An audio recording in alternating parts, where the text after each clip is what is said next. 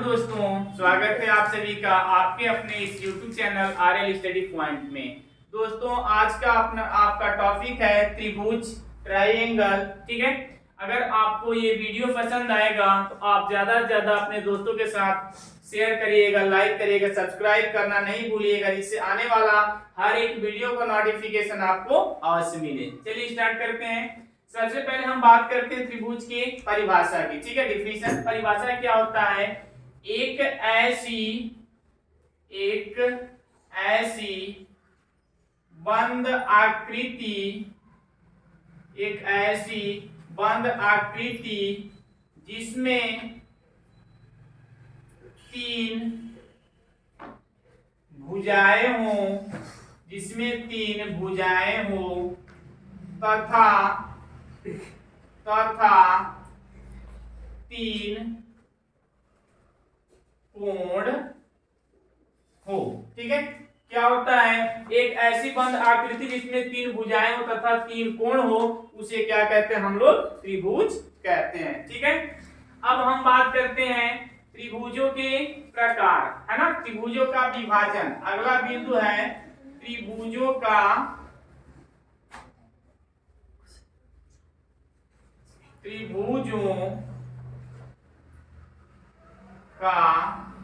विभाजन। ठीक है, त्रिभुजों का विभाजन। त्रिभुज को क्या किया गया? दो भागों में बांटा गया है। त्रिभुज को क्या किया गया? दो भागों में बांटा गया है। पहला क्या है? भुजा के आधार पर, भुजा के आधार पर, और दूसरा होता है कोण के आधार पर। दूसरा क्या होता है? कोण के आधार पर। ठीक है, अब हम इसमें क्या होता है, जो भुजा के आधार पे होता है, भुजा के आधार पर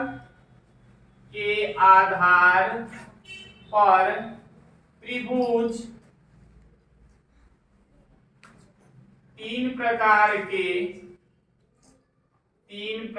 के होते हैं। ठीक है, कौन कौन सा होता है? तीनों की अगर बात की जाए, एक होता है समबाहु त्रिभुज। पहला आपका होगा समबाहु त्रिभुज, दूसरा होगा समद्विबाहु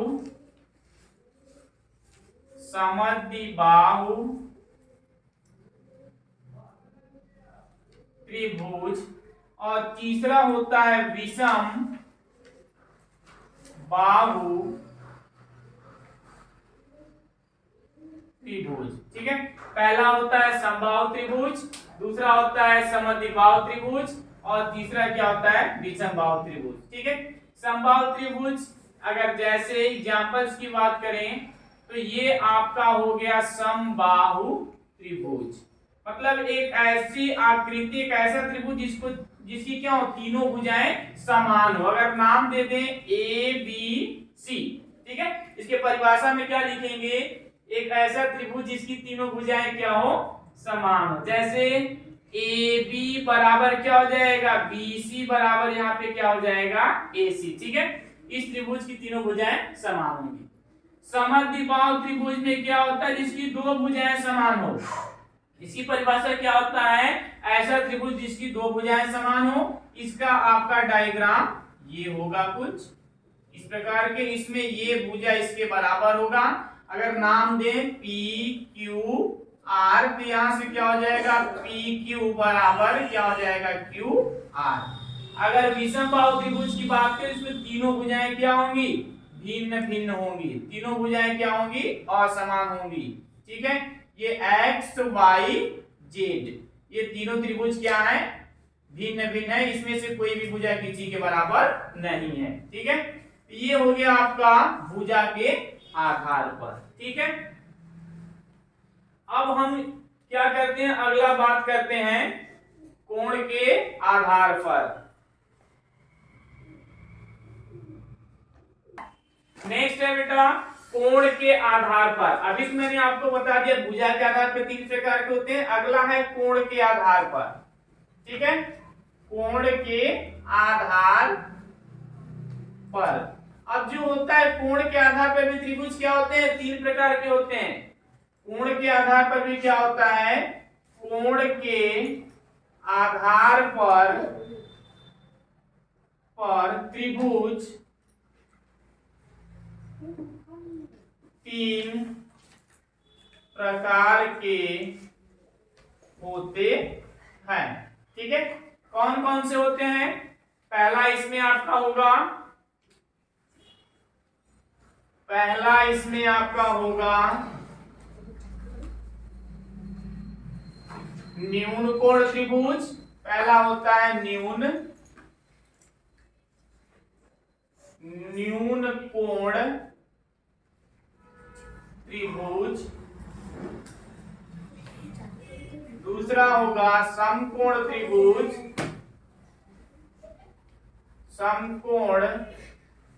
त्रिभुज। और तीसरा होगा समकोण, पहला न्यून कोण, दूसरा समकोण, और तीसरा होगा अधिक कोण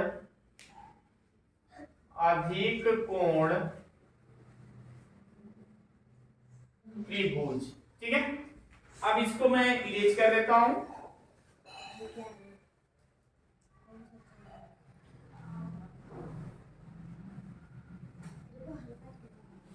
ठीक है, अब देखिए न्यून कोण त्रिभुज में जैसा आप देखेंगे आकृति लगभग दोनों का मिलता जुलता रहेगा, है ना। ये आपका अगर एग्जांपल्स की बात किया जाए तो न्यून कोण त्रिभुज में क्या होता है, एक ऐसा त्रिभुज जिसके क्या हो, तीनों कोण क्या हो, समान हो। तो एक आपका जो आकृति है ये जो समबाहु त्रिभुज का लगभग उसके मिलता जुलता रहेगा। ठीक है, इसमें क्या होगा, तीनों कोण क्या होगा, 90 अंश से कम होना चाहिए। तो यहाँ पे अगर मान लीजिए मैं इसको ले लिया 70 अंश का और इसको ले लिया मैंने कितने का, मान लीजिए 50 अंश का, 70 और 50 कितना होगा, 120। तो ये कितने का हो जाएगा, ये हो जाएगा आपका 60 अंश का। ठीक है, तीनों कोणों का योगफल आपका 180 आना चाहिए, है ना। नेक्स्ट अगर हम समकोण त्रिभुज की बात करेंगे तो इसमें क्या होता है, इसका जो डायग्राम होता है, फिगर होता है, इस प्रकार से होता है। इसमें एक कोण क्या होता है, 90 अंश का होगा और शेष 2 कोण क्या होंगे, न्यून कोण, मतलब 90 अंश से छोटे हो जाएंगे। ये क्या हो गया, 90 अंश का हो गया। और अगर ये 90 हो गया और इसको मैंने ले लिया 40 अंश, तो ये कितना हो जाएगा, 50 अंश। ठीक है, समकोण त्रिभुज में क्या होता है, एक कोण 90 अंश का होना चाहिए। और अधिक कोण त्रिभुज में क्या होता है, यहाँ पे एक कोण क्या होगा, 90 अंश से अधिक होगा और शेष 2 कोण क्या हो जाएंगे, 90 अंश से कम हो जाएंगे। तो ये अगर मान लीजिए हमारा 110 अंश का लगभग हो गया और ये मान लीजिए हमारा 30 अंश का हो गया, तो 110 और 30 140, मतलब ये आपका हो जाएगा 40 अंश। इस प्रकार से ये क्या हो गया, त्रिभुजों का विभाजन हो गया।